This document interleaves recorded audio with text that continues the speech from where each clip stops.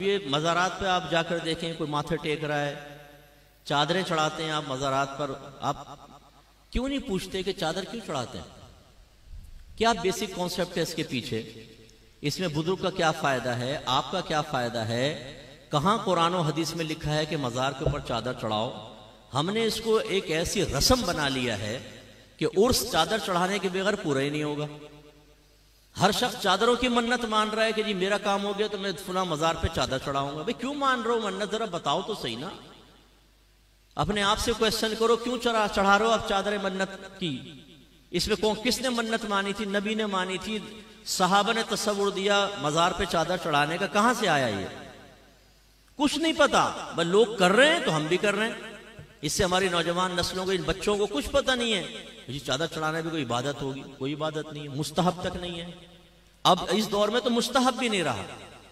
एक दौर था कि जब कब्रिस्तान आम बना दिए जाते थे, उसमें किसी आलिम की कब्र है, किसी नबी की कब्र है, फर्ज कर लें सहाबा की है, तो लोग अदब से दूर होने लगे तो वो कुबूर पर चढ़ रहे हैं साहब, तो वो जो अशरफुल कौम की कब्र है उसकी भी बेहुरमती हो रही है, तो भाई चलो एक कपड़ा डाल दो यार, ताकि फर्क तो हो जाए, आने वाले को पता चले किसी बुजुर्ग की कब्र है दूसरी, तो एक चादर डाल दी उधर।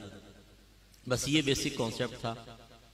फिर बाद में जब बुजुर्ग आने दिन फौत होने लगे तो लोग जैसे आकर फातिहा वगैरह पढ़ रहे हैं, बैठ के कुरान पढ़ रहे हैं, धूप पड़ रही है, तो इरादा किया कि कुब्बा बना दिया जाए कि इमारत साहिब मज़ार के लिए, ताकि लोग आके उसके साए में आराम से पढ़ सकें। और ख़ास तौर पे जब साल गुजरता था, जिसको हम आजकल उर्स कहते हैं, तो फिर लोग आएंगे, बैठेंगे, कसीर तादाद होती है कि चलो भाई फिर एक इमारत बन गई। जब इमारत बन गई तो जो आम कबूर से इम्तियाज कायम करना था वो इमारत के जरिए हासिल हो गया। अब चादर की तो जरूरत ही खत्म हो गई। लेकिन सुन्नी को तो एक नया मशगला चाहिए। जो नया मशगला शुरू हो जाए उसको कभी नहीं छोड़ेगा, असली दीन को घर में दाखिल नहीं होने देगा। उन्होंने कहा भाई कुब्बा बन गया, अभी चादर की रस्म तो चले। वो चल पड़ी साहब रस्म। अच्छा, पहले चादरें डालते थे मोटी, क्योंकि ये रेशमी और बारीक कपड़े तो ईजाद नहीं हुए थे, वो हाथों से बुने हुए कपड़े। उसमें ये होता था कि किसी ने 2 चादरें डाल दी तो एक साहिब मज़ार की तरफ से सदका कर दी, एक पड़ी हुई माँ बहल इम्तियाज के लिए, फर्क करने के लिए। बाकी एक नहीं थी रस्में पहले। अब सूरत हाल ये जो मज़ार पे चादर डलती है, जरा देख लें आप। एक तो पहले उसमें पूरा लिखा होता है कलमा पाक या आयतल कुर्सी, कि आप उसे किसी और काम में इस्तेमाल ही नहीं कर सकते। और या फिर इतनी बारीक रेशम की चादर होती है, जैसे दाता साहब के मज़ार पे अक्सर आप देखेंगे कि उसको वो किसी काम नहीं आ सकती, वो लिबास भी नहीं बन सकता। उसको यूं देखेंगे ना, उसमें नजर आएगा आर पार, इतनी वो बारीक सी होती है। और उस पर आयतल कुर्सी चमकी से लिखी हुई है ना, पहले लिखकर उस पर चमकी डाल देते हैं। अब जो पकड़े वो हाथ पे चमकी, मुंह पे चमकियां, जिससे वुदू ही खतरे में पड़ जाए। अब वुदू करेंगे तो ये चमकियां लगी हुई हैं, कहां से वुदू होगा?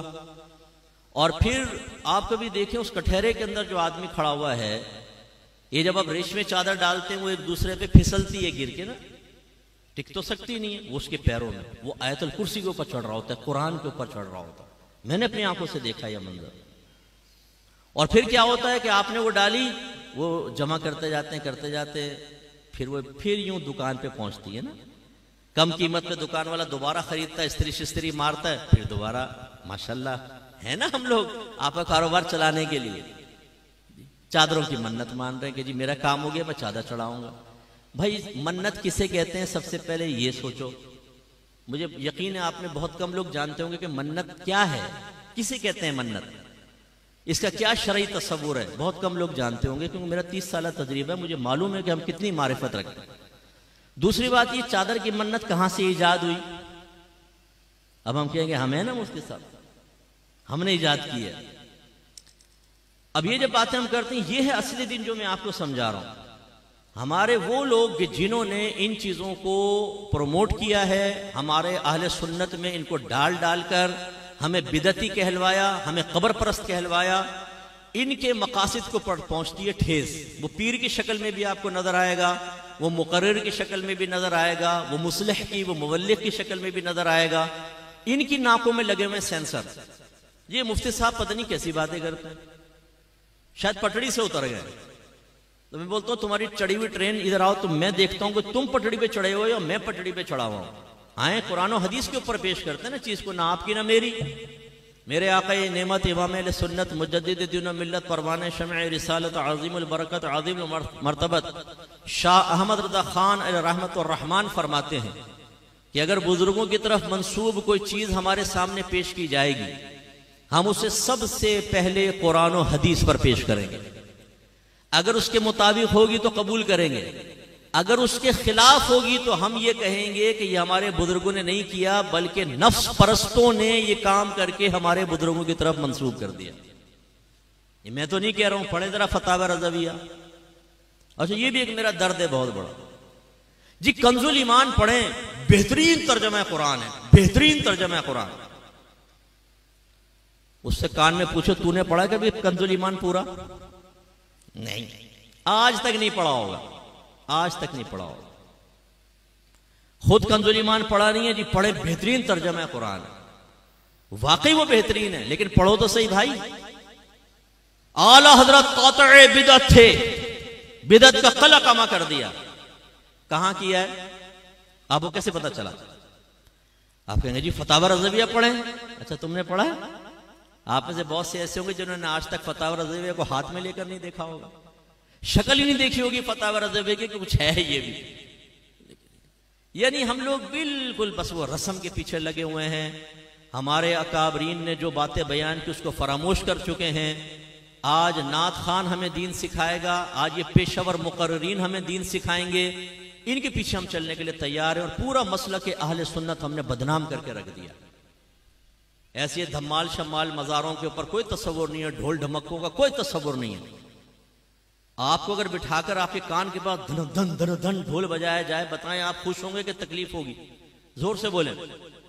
और आप साहिब मज़ार के पास दम धुम दम दम धुम दम दम धुम दम। और हमारा अकीदा है कि मरने के बाद भी जो आम मुर्दा है ना, वो भी तमाम बात सुनता है। मेरे आका सल्लल्लाहु अलैहि वसल्लम ने इरशाद फरमाया, जब तुम मुर्दों को सलाम करते हो वो उसका जवाब देते हैं, लेकिन तुम्हें इसका शऊर हासिल नहीं। इसलिए नबी करीम सल्लल्लाहु अलैहि वसल्लम जब कब्रिस्तान जाते थे तो क्या फरमाते? दुआ क्या है? अस्सलामु अलैकुम या अहलल कुबूर, ए कब्र वालों तुम पर सलामती नाजिल हो। ये नहीं फरमाया अस्सलामु अलैकुम या अहलल कब्र, ये सिर्फ सामने कब्र वाला सुन रहा है, नहीं, कुबूर जमा का सीगा इस्तेमाल फरमाया, तमाम कुबूर वालों तुम सबको सलाम। इसका मतलब है मेवा शाह कब्रिस्तान के एक किनारे पे खड़े होकर जब आप ये दुआ पढ़ेंगे, हर कब्र के अंदर आपके सलाम की आवाज पहुंचेगी। इतनी समाअत तेज हो जाती है, और वो जवाब भी देंगे। तो फिर साहिब मज़ार, जिसको अल्लाह ताला ने आम लोगों से ज्यादा रूहानी ताकत अता फरमाई, वो तो कहां तक सुनते होंगे? और उनके कान पे खड़े होकर आप धम धम धन धन ढोल बजा रहे, इससे उनको राहत सुकून मिलेगी कि तकलीफ होगी?